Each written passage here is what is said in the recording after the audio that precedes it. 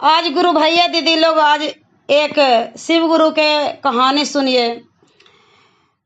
तो सुधर्मा नाम के एक पंडित जी थे और उनकी पत्नी का नाम सुदेहा था।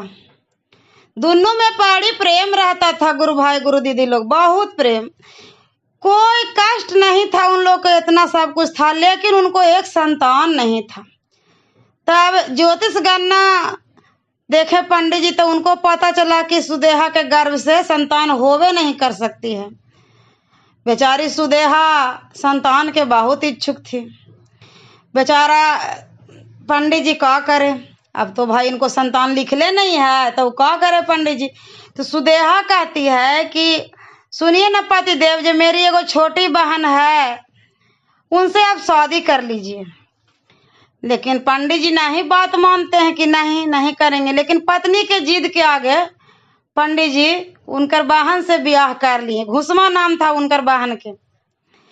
बहुत बढ़िया उनकी स्वभाव की छोटकी पत्नी थी, बहुत बढ़िया, भगवान शिव के पूरा उभाग थी, पूजा पाठ करती थी। प्रतिदिन 101 शिवलिंग बना के सच्चा निष्ठा के साथ उनका पूजा करती थी। तो भगवान थोड़े ही दिन में कृपा कर दिए, थोड़े दिन में गर्भवती रह गई और एक सुंदर स्वस्थ बच्चे को जन्म दी। छोटकी बहनी उसकी था जो। तो बच्चे के जन्म से दोनों बहन बहुत खुश थी। दोनों के दिन आराम से बीत रहा था। लेकिन ना जाने कैसे इस सुदेहा के मन में, बड़की बहन के मन में कुविचार जन्म ले लिया। वो सोचने लगी कि मेरा तो इस पर कुछ है ही नहीं जी, सब कुछ तो ये छोटकी का है, घुसमा का। वो मेरे पति का भी वही अधिकार जमा लिया है, संतान भी उसी का है। धीरे धीरे कुविचार उसके मन में बढ़ने लगा। तो इधर घुसमा का भी बच्चा बड़ा हो रहा था, धीरे धीरे जवान हो गया, उसका ब्याह भी हो गया। अब तक सुदेहा के मन में कुविचार एकदम अहंकार विशाल वृक्ष के रूप में ले लिया। बहुत उसको मन में ये भर गया कि हम तो कुछ है ये नहीं, हमको है।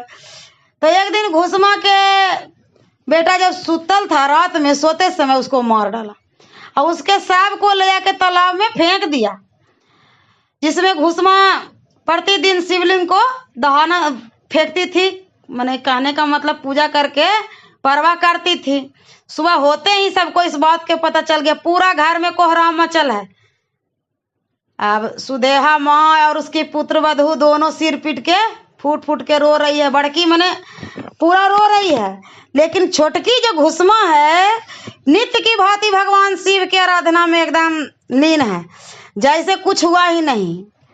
पूजा पाठ समाप्त करके वह पार्थिव शिवलिंग तालाब को छोड़ने के लिए चल पड़ी। जब वह तालाब से लौटने लगती है तो उसी समय उसका प्यारा लाल तालाब के भीतर से आता हुआ दिखलाई पड़ जाता है। वह सदा की भांति आकर घुसमा के चरणों में गिर पड़ता है, जैसे आसपास से ही घूम के आ रहा हो।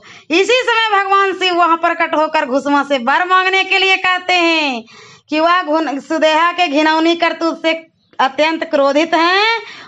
अपने त्रिशूल द्वारा उसका गला काटने का उद्यत दिखाई दे रहे। बहुत गुस्से से शिव गुरु लाल लाल है। लेकिन घुसमा हाथ जोड़कर भगवान शिव से कहा, प्रभु यदि आप प्रसन्न हैं तो मेरी उस अभागिन बहन को क्षमा कर दीजिए।